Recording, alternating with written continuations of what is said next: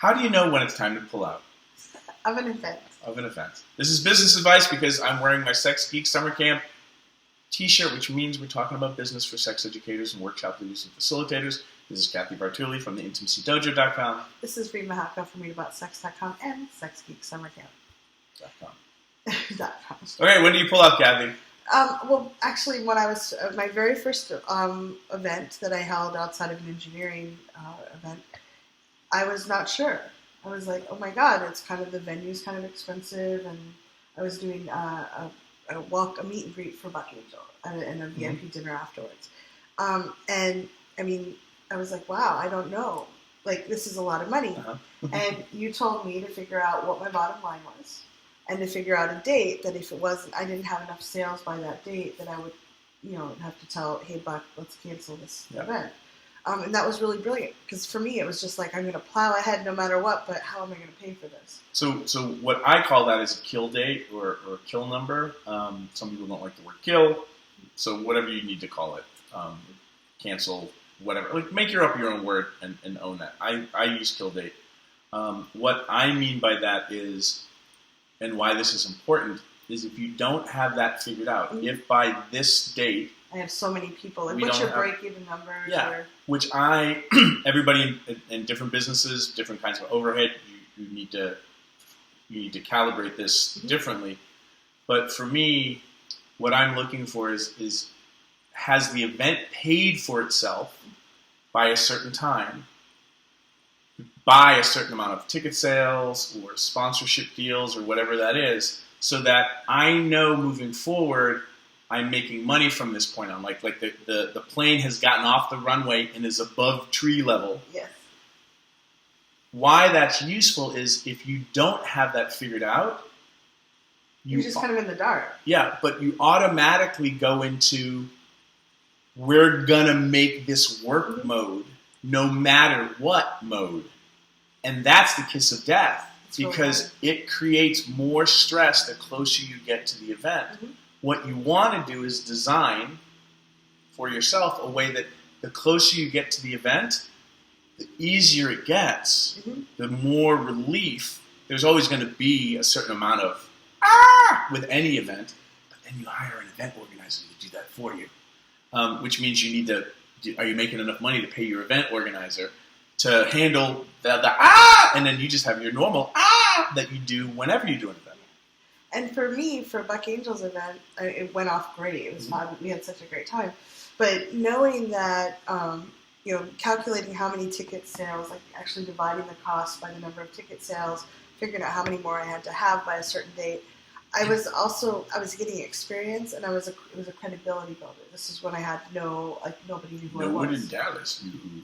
There was no community really in Dallas at that time. It was a way to build community, build credibility, meet some really cool people, and learn. So I was willing to actually take a loss if I needed to, but I wanted to have it managed. I was like, okay, if I lose $1,000 on this event, I'm still feeling like I won. So it's like $1,000 course for you, crash course for you to learn all this stuff. And I learned so much stuff. But for me at that time, I was willing. Like, you can decide that. Like, this is a huge credibility builder, and maybe I'm wanting to build momentum the first year. It might be okay if I lose a little bit of money. You can calculate that, and it doesn't have to be that I'm break even by 3 weeks before I'm just pulling the plug. Yeah, there could be an emotional break even. It's we have to make this work no matter what. That creates a whole thing that is not good for your reptile brain. It's not good for the people that work for you. And you start anchoring, if you don't fix that, you don't change it, every event starts to be like that. For you, which means you burn out faster, and then we lose a good sex educator or workshop facilitator. A couple things to look at is when you're signing with venues, see if you can get a cancellation date. Like, if I cancel a month ahead, can I get my money back or most of my money back? The restaurant I worked with was like, they said it's $500 whether you come or not, but at 3 weeks you have to pay for the food for the dinner. So I had some leeway on that. Some places won't do that, and you might be out that money, so you might decide if you're going to have to refund tickets too, you might actually be losing more money.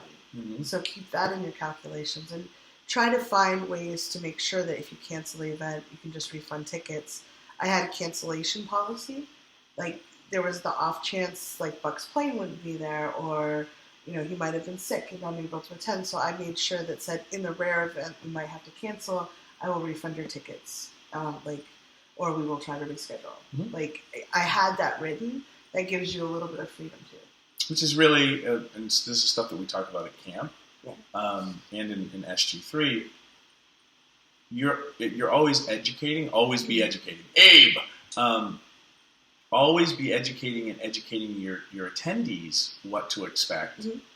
Which, again, not all of them are going to read everything, but if it's there, you can the ones who do trust you more, because now they're like, oh, in the rare event that the Bucks plane gets canceled or whatever, they know how it's going to happen next, and that will start to build because you're building a relationship mm-hmm. with people. They start to trust you in a world where so many educators don't tell them what happens next, mm-hmm. and then they get surprised, and then they're dissatisfied because you weren't managing expectations or concerns, mm-hmm. and then why are they going to come to your next event? And for you, building a reputation in Dallas and starting a community was when really, nobody knew who you were, yeah. This was really useful. Yeah, it was wonderful, and I'm so glad it actually came off fantastic, and you hosted, and we had a blast. And Buck's amazing. It was great to have him in my home. You made a friend. Yeah. See? Yeah. Business, bringing people together. But knowing what your exit strategies are when things are going great, that's the best time to have them and know where they are, because it makes you feel really reassured. And if the wheel does come off, if Buck had, had to fly someplace else for a family emergency or whatever, I felt covered. Mm-hmm. Yeah. So exit strategies for your events. Knowing what your kill date, your kill numbers are, or whatever we're doing. And talk to the people. If you're co-organizing, discuss that when you're setting it up. Really important. What are your thoughts? Leave a comment. Hit subscribe.